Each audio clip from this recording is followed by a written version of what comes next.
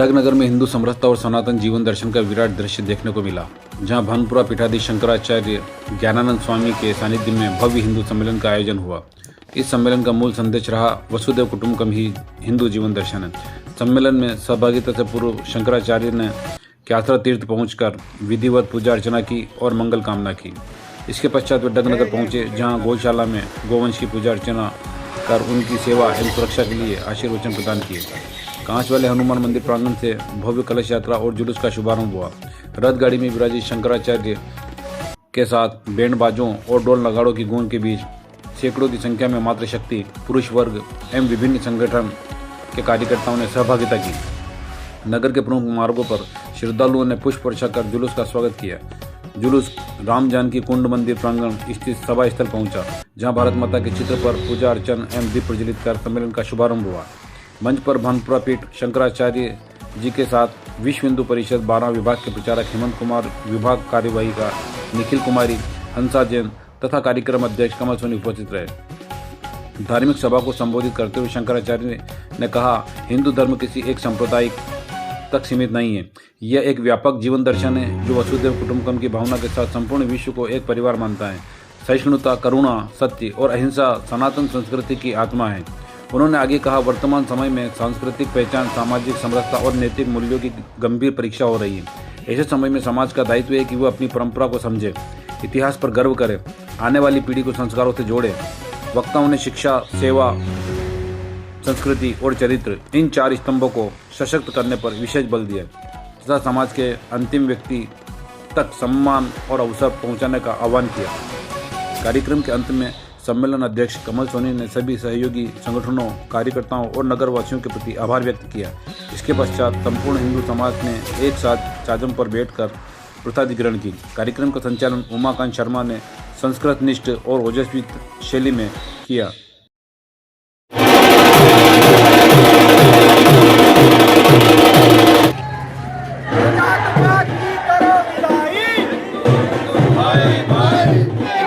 जात पात की करो विदाई, ज्योतिर्मठ अवान्तर भानपुरा पीठ मध्य प्रदेश के पीठाधीश्वर के नाते पूरे भारतवर्ष का आप मार्गदर्शन करते हैं, आशीर्वाद प्रदान करते हैं।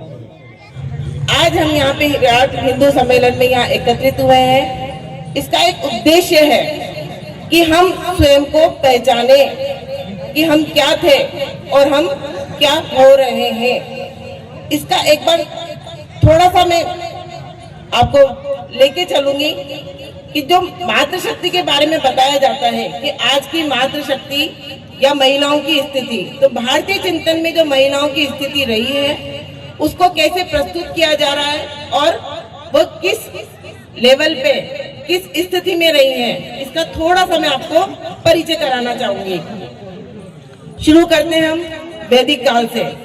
वैदिक काल में जब माना गया कि पुरुष और मातृशक्ति का जो भारतीय संस्कृति है, सनातन संस्कृति है, उसमें ये कहा गया कि स्त्री और पुरुष दोनों अलग नहीं है। ये एक ही तत्व के 2 अलग अलग रूप हैं जो एक ही तत्व से बने हुए हैं। इसलिए माता का सम्मान हमेशा पुरुष से थोड़ा ऊपर ही रहा है। क्यों? क्योंकि वह जननी है, निर्माण करती है। इसलिए हमने कभी महिलाओं को और पुरुषों को बराबर का दर्जा नहीं दिया। एक स्थिति हमेशा ऊपर ही रही है। उसके बाद जो हमारी महिलाएं थी वैदिक काल में, वह स्वयं आश्रम में रहती थी और बराबर से पुरुषों का सहयोग करके, जो संतों का सहयोग करके ऋषियों के साथ ऋषिकाएं थी जो वेदों की ऋचाएं करती थी। ऋग्वेद में ऐसी 27 ऋषिकाओं का उल्लेख मिलता है, जिनके कुछ के बारे में अपन जानते हैं, कुछ के बारे में तो शायद अपन को पता भी नहीं है। उस रसोई में क्या बन रहा है, हम उसको किस मन स्थिति से बना रहे हैं, तो उसको खाने वाला भी उसी मन स्थिति का होगा। इसलिए हम भोजन कैसा बनाते हैं ये हमारे ऊपर। अगर हम सात्विक भोजन बनाएंगे, अच्छे मन से भोजन बनाएंगे, तो हमारे पुत्र पुत्रियां, हमारे घर के अन्य सदस्य भी उसी मन स्थिति के होंगे। और परिवार में सबको एक साथ मिलके एक बार संध्या में वंदन करना चाहिए, भजन करना चाहिए। कभी पूरा परिवार जो आसपास थोड़ा आगे पीछे दूर रहते हैं कहीं, उनको भी एक साथ मिलके बातचीत करनी चाहिए, भजन करने चाहिए। और भ्रमण और भवन अगर हम घूमने जा रहे हैं तो हम कहाँ घूमने जा रहे हैं, वहाँ क्या कर रहे हैं, इसका भी हमें ध्यान रखना चाहिए। और भवन, हमारा घर कैसा है, आदर्श घर हमारा होना चाहिए। इसलिए यहाँ उपस्थित सभी मातृशक्ति से मेरा निवेदन है कि अपने घर को, अपने भवन को, अपनी भाषा भूषा को ऐसा बनाएं कि हम अपनी पुत्रियों को एक आदर्श पुत्री बना सके। हम अपने पुत्रों को एक आदर्श पुत्र बना सकते हैं, क्योंकि अगर कुछ पुत्र गलत कर रहे हैं तो उसका असर भी अपनी पुत्रियों पे आने वाला है। यह हमें ध्यान रखना है। लड़कियों को नहीं रोकना है, लड़कों को भी रोकना है। और साथ के साथ अपनी लड़कियों को भी एक अच्छी महिला बनाना है, क्योंकि वो ही आगे जाके एक परिवार को संभालेंगी, एक परिवार को एकजुट रखेंगे। और इसी के साथ मैं अपनी वाणी को जीवन है, जीवन है। वर्तमान समय में हाँ बच्चे एक और मोबाइल में, टीवी में लगे रहते हैं। यहाँ एक हम कहें अभियान के रूप में, और इन बच्चों का ये शारीरिक प्रदर्शन, निश्चित ही हम आउटडोर गेम भी खेलें और बच्चों को इस प्रकार की गतिविधियों में वह रुचि लें। इसका एक वातावरण और माहौल। भारत माता की, भारत माता की जय जय सिया राम, जय जय सिया राम, जय जय सिया राम, जय जय सिया राम।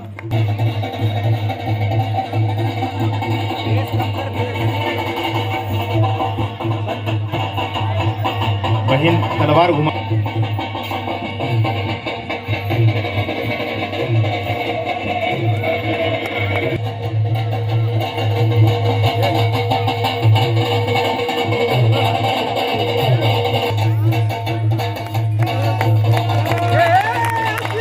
बहुत सुंदर, बहुत ही श्रेष्ठ प्रदर्शन, नन्हे नन्नों हाथों से और तलवार घुमाते हुए। यह देश झांसी की रानी का है, यह देश हाड़ी रानी का है। बहुत ही सुंदर प्रदर्शन।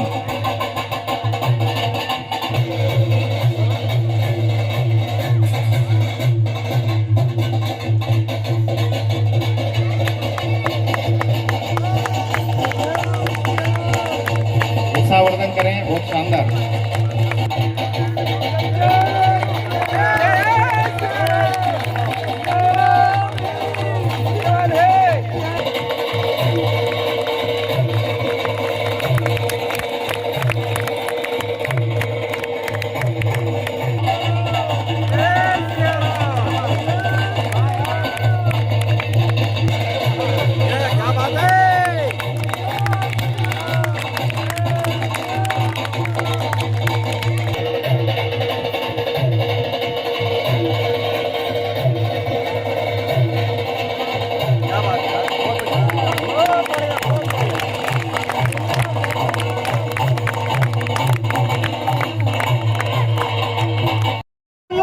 होती है, हौसलों में उड़ान होती है।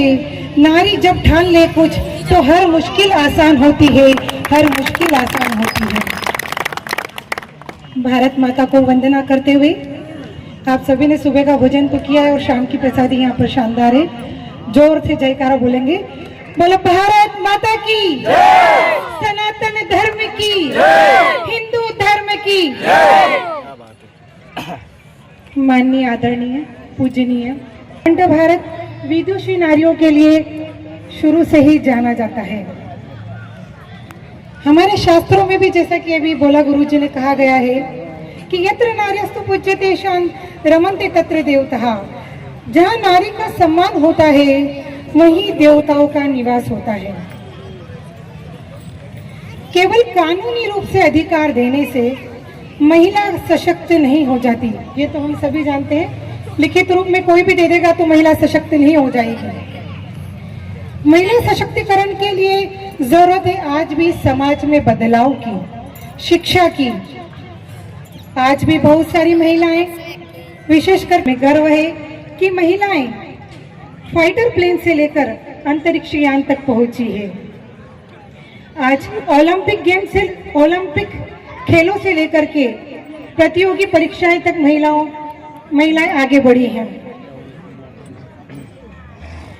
इतिहास में मंडन मिश्र की पत्नी, आप सभी उनका नाम जानते ही होंगे, मंडन मिश्र की पत्नी देवी भारती, जिन्होंने शास्त्रार्थ कर होगा।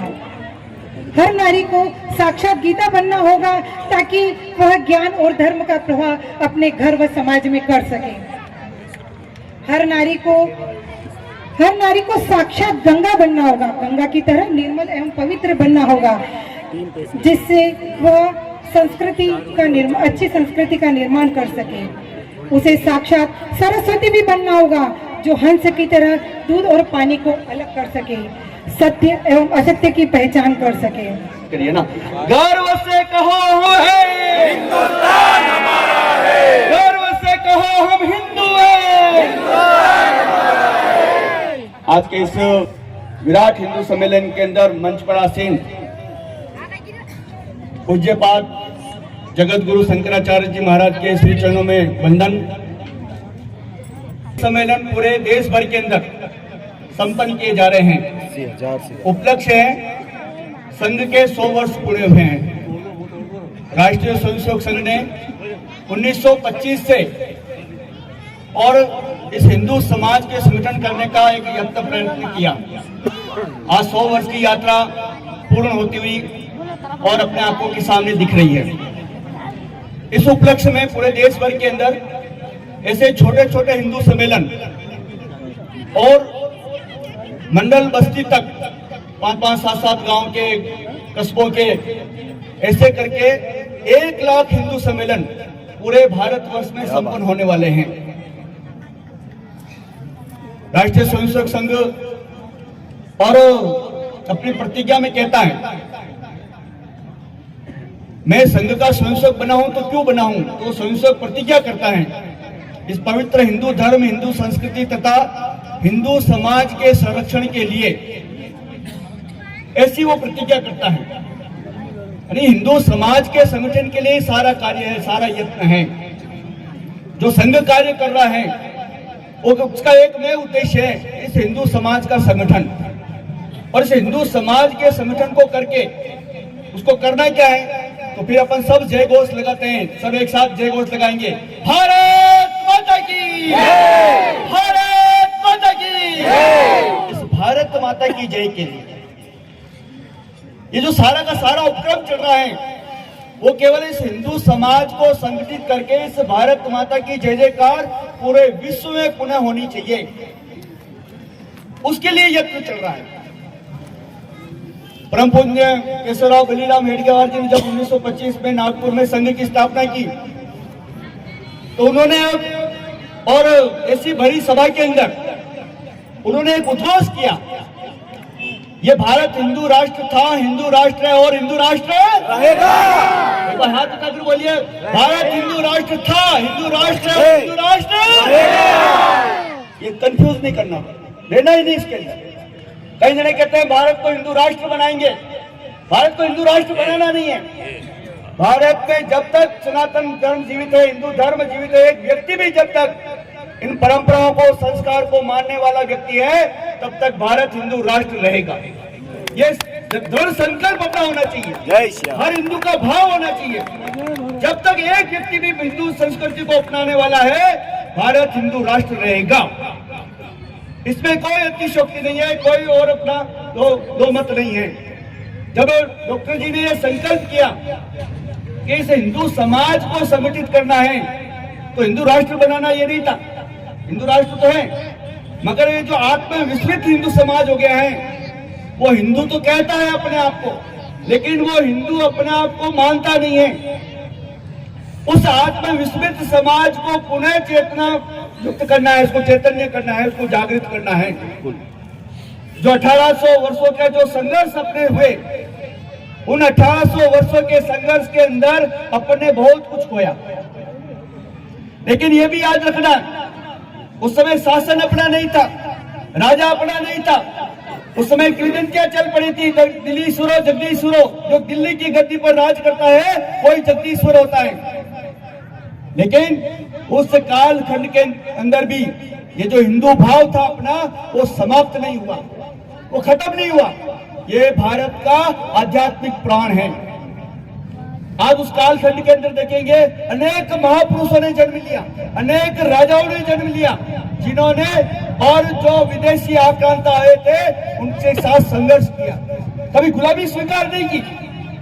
अभी 26 जनवरी को गणतंत्र दिवस निकला अपना, तो आजादी आजादी अपन बोलते हैं सब, अपन गुलाम कब थे जो आजाद होंगे? हाँ, परतंत्र हुए थे, दूसरों का राज्य अपने यहाँ आया था, अब अपन को स्वतंत्र होना है। स्वतंत्र के लिए अपने स्व को अपन को जागृत करना है। इसलिए डॉक्टर साहब ने इस हिंदू समाज के संगठन के लिए इस कार्य को प्रारंभ किया। हिंदू समाज अगर सुरक्षित रहेगा तो ये पूरा भारत सुरक्षित रहेगा। अब हिंदू समाज ही क्यों सुरक्षित रहना चाहिए? तो अपने जो जीवन मूल्य हैं, उन जीवन मूल्यों के आधार पर इस भारत ने पूरे विश्व को विजय किया है। भारत एक समय पूरे विश्व का और विश्व गुरु भारत के रूप में पूजा जाता था। दूध इधर चेतना के स्वर जगा जा तू अलग, वरदान गाये रागिणी अभिशाप गाना छोड़ दे। और क्यों? तू वे शक्ति का स्वर है जिसमें सृष्टि रचने की ताकत है। तू परशुराम की भी जननी, जगपालक की भी पालक है। तू रास रसैया, जगत की वैया, कृष्ण कन्हैया की माता। तू खप्पर वाली का खप्पर जो कभी नहीं है भर पाता। तो साहस, शौर्य, समर्पण को तू जीवन का आधार बना। अरे धार रूप रणचंडी का तू शस्त्रों को श्रृंगार बना। तू शस्त्रों को श्रृंगार बना। भाषाई सभ्यता से एक छोटी सी तकरार मेरी हमेशा से रही। हाथों का आधार दिखाई देती है, कलियों से कोमल हाथों का आधार दिखाई देती है। तलवारों के बीच नाचती धार दिखाई देती है। रणचंडी का वैरण भेदी वार दिखाई देती है। जगजनी इस जीवन का सब सार दिखाई देती है। अग्नितुंड अंगारों का आगार दिखाई देती है। धर्म ध्वजा को हाथ लिए प्रतिकार दिखाई देती है। चट्टाने चिंगारी और अंगार दिखाई देती है। और तुमको चाहे निर्बल का श्रृंगार दिखाई देती हो, लेकिन मुझको यह चूड़ी हथियार दिखाई देती है। और क्या बन अवरोध खड़े कि दुर्योधन है, दुशासन है, पग पग पर बन अवरोध खड़े। ये कुटिल काल के अनुयायी है, शकुनी से शैतान बड़े। कलियों सी कोमल मूरत को कर देंगे पल में तार तार। मन के सारे श्रृंगारों को कर देंगे शर में शार शार। रणचंडी का तू रूप धार, हर राक्षस पर तू कर प्रहार। खन खन चूड़ी के मध्य उठे तलवारों के अद्भुत प्रहार। अरे पानी तक ना मांग सके जो तुम पर राख उठाएंगे, तब तुम खुद अपना चीर बचा लो। कृष्ण नहीं आ पाएंगे, कृष्ण नहीं आ पाएंगे।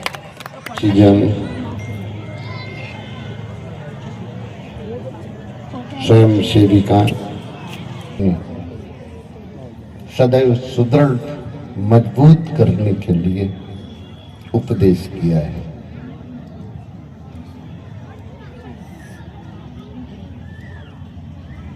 भारत की धरा में कला एक अनादिकाल की शक्ति को संवर्धित करने के लिए अपने अंतर की उस विद्यता को, अपनी उस अंतर की उद्यमता को सदैव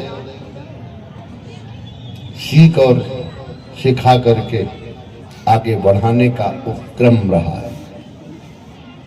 नीति वचन में भी आता है, साहित्य संगीत कला विहीना साक्षात ते पशु पुक्ष विषाणहीना तृणम न खाजन जीवमाना। इस भारत की धरती पर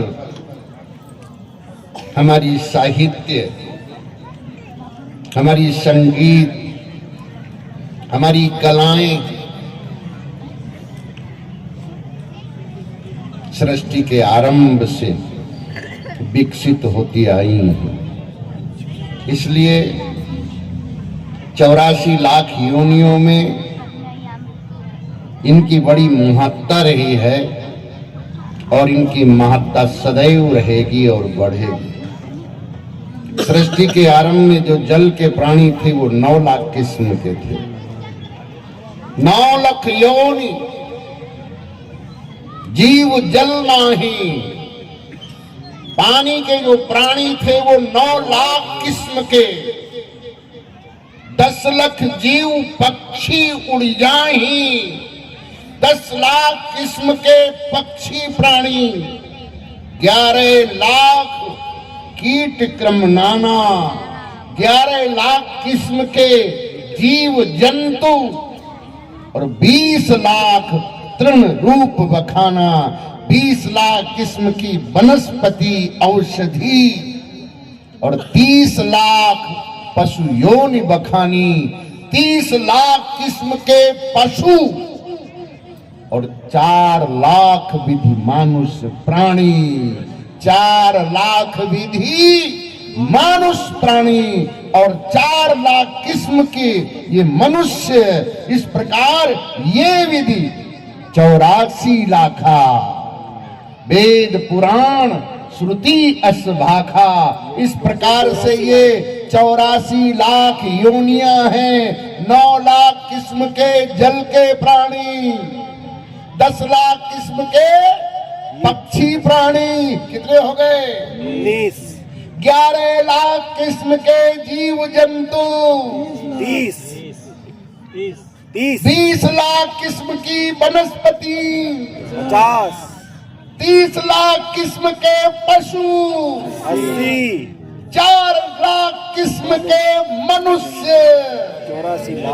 ये सृष्टि का क्रम बढ़ती को प्राप्त हुआ, इसलिए 84 लाख योनियां कही जाती है। लेकिन ध्यान रखना, इन सब प्राणियों के लिए जो शास्त्र निर्देश कहा, नीति वचन सुभाषित भी कहते, गायन्ति देवः किल गीत कान, धन्यामस्तुते भारत भूमि भागे, स्वर्गः अपवर्गः सपद मार्ग भूते भवन्ति भूया पुरुषासुरत्वात्।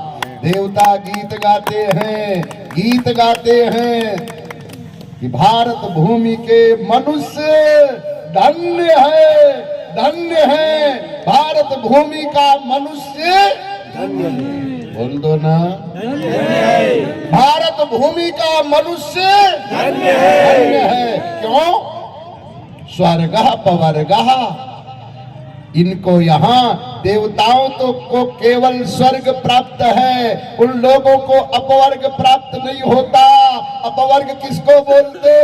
ना विद्यते पावर्गो, जिसके अंतर्गत प्रवर्ग नहीं होता, और पावर्ग जिसके अंतर्गत होता। वर्ण हमारे यहाँ बोला भी जाता है पावर्ग, पापा बाबा माँ, क्या बोलते? पावर्ग के अंतर्गत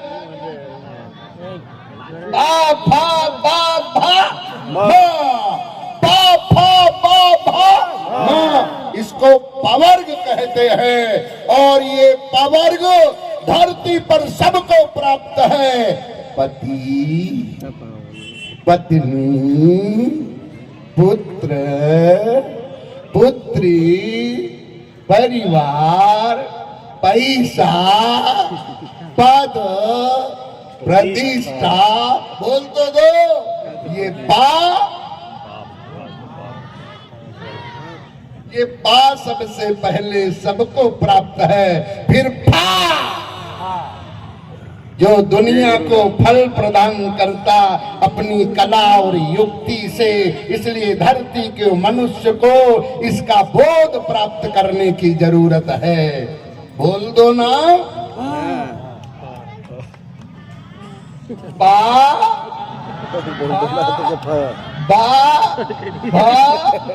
मां, पहले पा आया है, इसलिए पा के अंतर्गत ये सारी ये पा वर्ग की, ये मनुष्य में ये ही पति पत्नी पुत्र पुत्री परिवार पैसे पद और प्रतिष्ठा में सन्निहित हुआ। लेकिन एक बात याद रखिएगा। बोले क्या? कह दूं? कह दो। आपके पास भी पवर्ग है और महादेव, किसके पास? महादेव। दोबारा बोल दो। महादेव के पास भी पवर्ग है। पार्वती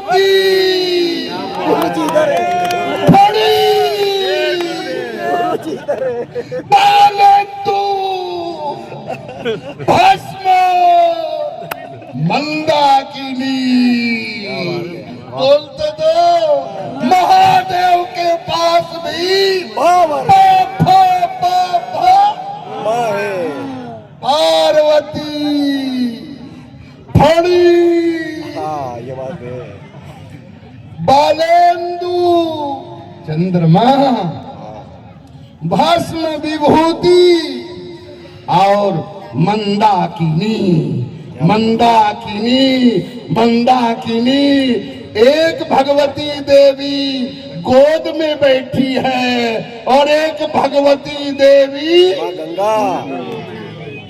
बोल तो दो ना माँ गंगा। कभी गोद में बिठाना है, कभी माथे चढ़ाना है, लेकिन माथे चढ़ के कष्ट मत देना, नहीं तो धारा के रूप में नीचे उतार भी देते हैं और इस सृष्टि के लिए आनंद भी देते हैं। और पुनः सूर्य की किरणों के माध्यम से वो सागर के खारे जल को पी करके मेघों को प्रदान कर पुनः वर्षा भी करते हैं। जो खारा जल समुद्र का पीने के योग्य नहीं रहता, वो मेघों के द्वारा सूर्य की किरणें मेघों तक पहुंचाकर और पुनः धरती को प्रदान करती और सृष्टि के समस्त प्राणियों को मधुर जल हो जाता है। पार्वती ने पूछा, ये निर्गुण निराकार और सगुण साकार ब्रह्म कैसा है? माता पार्वती के पूछने पर देवादिदेव महादेव जी कहते हैं, जो गुण रहित सगुण सोई कैसे। माँ पार्वती ने पूछा, क्या पूछा? जो गुण रहित सगुण सोई कैसे, जो गुण रहित है वो सगुण कैसे है? महादेव ने पार्वती से कहा, जल हिम उपल बिलग नहीं जैसे, जैसे जल पानी उपल ओला और बर्फ ये अलग अलग नहीं। बर्फ पिघलता है तो क्या होता? ओला पिघलता तो क्या होता? लेकिन जब पानी में दृढ़ता आती है, पानी ठोस होता है, पानी मजबूत हो जाता है, तो फिर वो हिम हो जाता है। हिम तो वही बर्फ बन जाता। इसलिए जहाँ पिघलने की जरूरत है वहाँ पिघल जाओ, कोमल हो जाओ, और जहाँ कठोर होने की जरूरत है वहाँ कठोर हो जाओ। कठोर हो जाओ, क्योंकि बिना कठोरता के अनुशासन बल नहीं पाता और राज्य भी चल नहीं पाता है। इसलिए मधुरता भी चाहिए, कोमलता भी चाहिए, कठोरता भी चाहिए, शास्त्र भी चाहिए, शस्त्र भी चाहिए। जहाँ जिसका समुचित उपयोग है उसका उपयोग करने की बुद्धि चाहिए। इसलिए वाणी सरस्वती सबके लिए है। बोल दो सरस्वती सबके लिए है। विद्या सबके लिए है। वाणी सबके लिए है। क्या वाणी मना करती है आप इसका उपयोग नहीं कीजिए? क्या सरस्वती मना करती है आप बुद्धि नहीं लीजिए? नहीं नहीं। क्या लक्ष्मी मना करती है? लेकिन याद रखिएगा, जहाँ सरस्वती की उपयोगिता वहाँ सरस्वती की वंदना की गई। और सरस्वती के दो वाहन कहे गए, हंस और मोर। सही है, हंस और मोर। हंस और मोर। इसलिए हमारी हिंदू संस्कृति स्तुति करती है और हिंदू संस्कृति स्तुति करके यही कहती है, हे ज्ञानदायिनी, हे हंस वाहिनी, हे ज्ञान दायिनी, ये हंस वाहिनी सरस्वती माँ वंदन है। भावों को भाषा देना तेरा पूजन अर्चन है, तेरा पूजन अर्चन है, तेरा पूजन। लेकिन याद रखना, इस शक्ति का उपयोग कहाँ करना है, कैसे करना है, कब करना है, उसका विवेक भी आवश्यक है। बुद्धि निश्चयात्मिका, बुद्धि निर्णायक होती है, निर्णय करने की क्षमता होनी चाहिए। इसलिए याद कर लो, शक्ति तो है, लेकिन शक्ति का उपयोग कब, कहां, कैसे करना है, इसका भी विचार रखना है। मंच प्रारंभ हुआ शक्ति को लेकर, लेकिन कह देता हूं, शक्ति बिना शिव 100 हो जाते, शक्ति बिना शिव 100 हो जाते, शक्ति बिना शिव 100 हो जाते। विष्णु अविष्णु रमा से हीन, विष्णु अविष्णु रमा से हीन। राधे बिना कृष्ण आधे, राधे बिना कृष्ण आधे, राधे बिना कृष्ण आधे। सीताहीन राम अति दीन, सीताहीन राम अति दीन। और वही राम वनवासी होकर पूछते हैं, हे खग, हे मृग, हे मधुकर श्रेणी, तुम देखी सीता मृग नहीं। किससे पूछा पहले? खग से। हे खग, खग माने पक्षी, बोल तो दो। पक्षी। तो कौन सा पक्षी आया बताने के लिए परिचय? गरुड़। जटायु, याद करो, जटायु आके बोलता है, सीता का अपहरण कर ले जाने वाला इस दिशा की ओर गया है। राम ने किससे पूछा? हे खान। उत्तर देने के लिए भी बोलो जटायु। फिर पूछा, हे मृग, मृग का अर्थ हिरण। हिरण। शाखा मृग की ये मनुष्याई शाखा के विद्यमान रह सकती है, लेकिन आप कह दूं, कह दूं, अंग्रेज आए थे तो उन्होंने फूट भारत में देखी। एक फल का नाम है, एक ककड़ी का नाम है, जिसको फूट कहते हैं। नहीं आवाज आई, बोल तो दो। जिसको फूट बोलते, फूट क्या होता? अरे वो फूट को देख करके समझ गए भारत में ये भी ककड़ी है जो फूट है, इसलिए भारतवासियों में फूट डाल करके राज्य करो, व्यापार करो। इसलिए याद रखना, कहीं फूट भले भारत में पैदा हुई, लेकिन ऋषियों ने उसको भी औषधि में उपयोग किया। और दूसरा एक और फल होता है, वो जब ऋतु आती है तब उसका नाम खरबूजा होता है। जो रंग बदलता है। बोल तो दो, क्या नाम होता? थोड़ा तेज बोल दो। खरबूजा।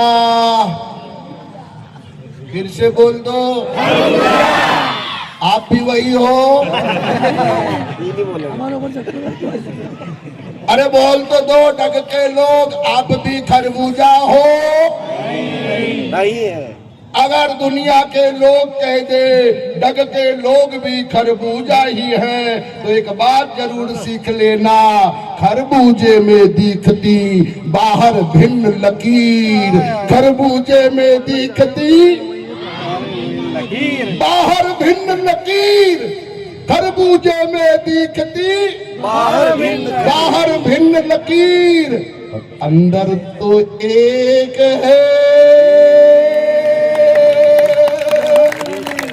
जय सिया राम। अंदर तो एक है। सब बोलेंगे क्या? अंदर तो खरबूजे में दिखती बाहर भिन्न लकीर, अंदर से तो एक है। अरे खरबूजे एक एक पंक्ति में बट मत जाना, एक एक पंक्ति में एक एक फाकी में कट नहीं जाना। अगर जय सिया राम। तो बकरी भी खा जाएगी, बकरा भी आ जाएगा। लेकिन अगर खरबूजा पूरा साबुत बना रहा तो बकरा के मुख में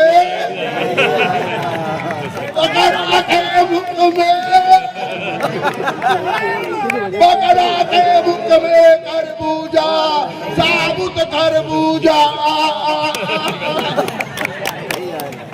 बहुत बढ़िया, बहुत गहरी बात। आवाज नहीं आई।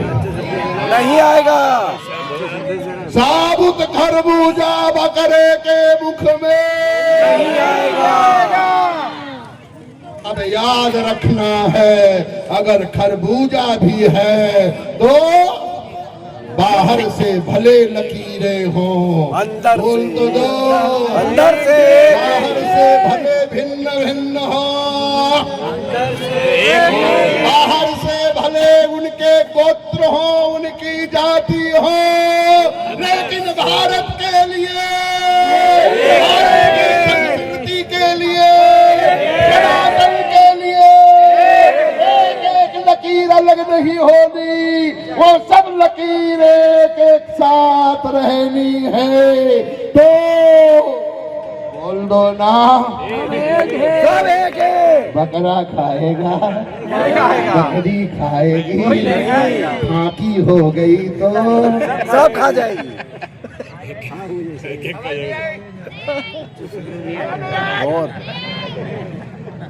और फाकी हो गई तो सब खा जाएगी। खरबूजा बट गया लकीरों में तो बोल तो दो ना, सब खा जाएंगे। एक एक करके बांट लेंगे और वो खा लेंगे। ध्यान रखना है, बटना नहीं है, एकजुट रहना है, तभी ये सनातन, ये हिंदू संस्कृति, हमारे जो त्योहार होते वो एक होते। सब हिंदुओं के त्योहार आने वाली, चाहे होली हो, दिवाली हो, रक्षाबंधन हो, चाहे सामाजिक और पर्व हो, धार्मिक पर्व हो, राष्ट्रीय पर्व हो, लेकिन हमारे भारत देश में ये सब मिल करके मनाए जाते हैं। ये त्योहार सब मिल के मनाए जाते हैं। इससे हमको सीखना है, इससे हमको समझना है कि हमारी संस्कृति के लिए हमको एक रूपता रखनी होगी। जहाँ जैसी आवश्यकता है, हमें शास्त्र की मर्यादा के अनुरूप हमारी संस्कृति, हमारे सिद्धांत सबको सदैव आनंद देते आए हैं। इसलिए याद कर लो, यहाँ सबके लिए एक बात, जो हारने के लिए व्यवहार में भी और आनंद के लिए भी पुकारी जाती है। राम राम। राम राम। राम राम। राम राम। सभी समाज के लिए क्या बोलते हैं? राम राम राम। राम राम। ये राम जोहार है, बोलते तो राम राम। राम राम।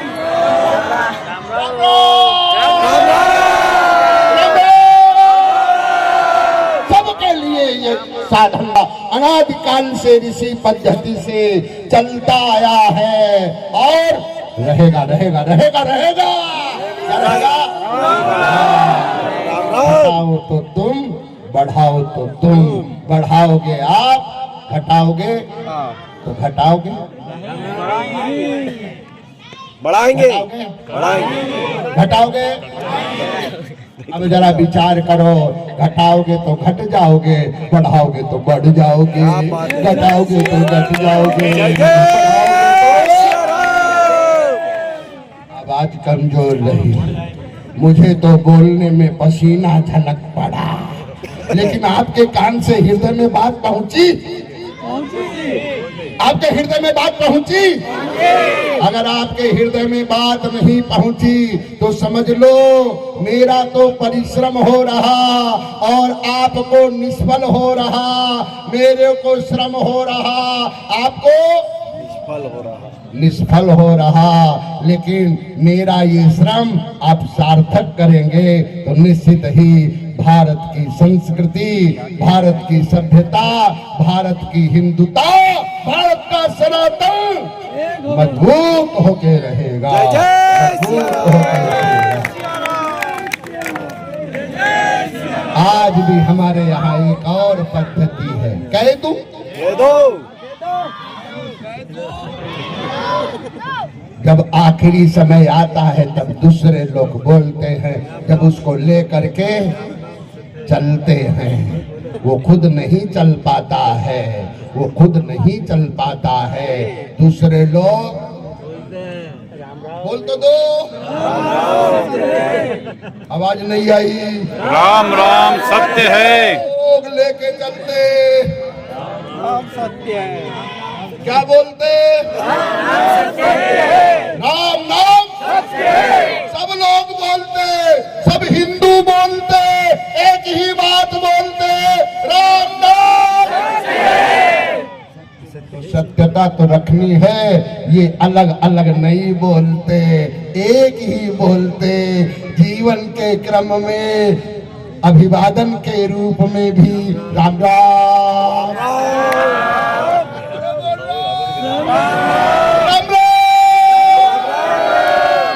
और आखिरी जब समय होता तब भी बोलते, राम नाम सत्य है, बोलते, राम नाम सत्य है, राम नाम सत्य है। सब बोलते, ऐसा कोई मौका नहीं है। लेकिन फिर भी हम आपको चैतन्य करने के लिए, जागरूक करने के लिए आपको याददाश्त दिलाते।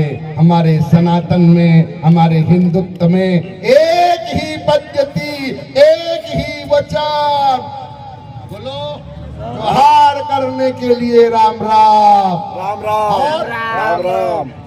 संस्कार करने के लिए राम राम। तो याद रखिएगा, भोर होते ही एक दूसरे को मिलिएगा राम राम बोल के, क्योंकि कार्य की शुरुआत वाणी से होती है, ज्ञान की शुरुआत कान से होती है, ज्ञान कान से हृदय में जाता है, और कर्म की शुरुआत पहले वाणी से, फिर हाथ से, फिर पांव से। पहला कार्य वाणी से होता, दूसरा कार्य हाथ से होता, तीसरा फिर आगे की और बात है, मौका उसके लिए अभी नहीं कह रहा, इतना ही कहना चाहूंगा, इसलिए याद कर लो। कह दूं? आपको याद है मेरा ये बाग डाग में आया है, अजी डाग में आया है। आवाज कमजोर रही। ज्ञानानंद का बाग में डाग। अभी मंच संचालन के द्वारा कहा जा रहा था, हमने कभी कोई कविता सुनाई थी, पर आज भी सुनाएंगे, जय जय। लेकिन केवल मनोरंजन के लिए नहीं, जीवन में याद करके उस मार्ग में चलने के लिए, कार्य करने के लिए, अपने इस राष्ट्र के लिए। और आपको याद दिलाऊं, मैं अभी प्रयोग करता हूं गूगल पर भी आप देखेंगे ज्योतिर्मठ अवान्तर भानपुरा पीठ, ज्योतिर्मठ अवान्तर भानपुरा पीठ, और उसमें भी यूट्यूब और इंस्टाग्राम पर भी अभी आज की पोस्ट इस डग के माध्यम से होने वाली है। मैं आपको केवल बोलता हूँ याद रखने के लिए और भारत के राष्ट्र संस्कृति के लिए, धर्म के लिए, राष्ट्र के लिए, सनातन हिंदुत्व के लिए आपको प्रेरणा देता हूँ। सबके मत नहीं एक है,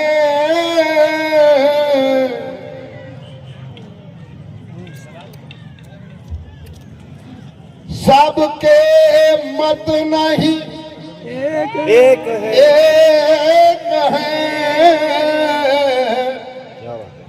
काहू कछु सुहाय, सबके मत नहीं एक है, काहू कछु सुहाय, ज्ञानानंद अनुरोध है, ज्ञानानंद अनुरोध है, ज्ञानानंद अनुरोध है, हिंदू सर्व सनातन, हिंदू सर्व सनातन,